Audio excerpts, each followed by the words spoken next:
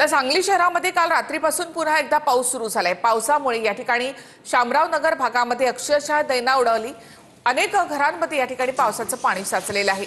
नागरिकांच्या घरातील साहित्याचं अशा प्रकारे मोठं नुकसान झालंय। लोकांच्या घरामध्ये अजूनही अशा प्रकारे पाणी साचून आहे।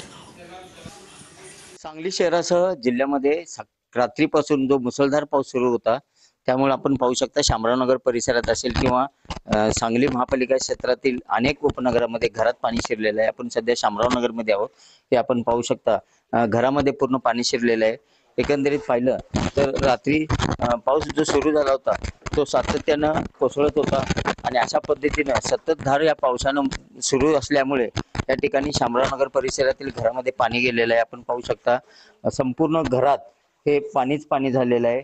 एकंदरीत पाहिलं तर रात्री कोसळणाऱ्या पावसामुळे संपूर्ण सांगली जिल्ह्यातील शेतीमध्ये सुद्धा पाणी गेलेलं आहे।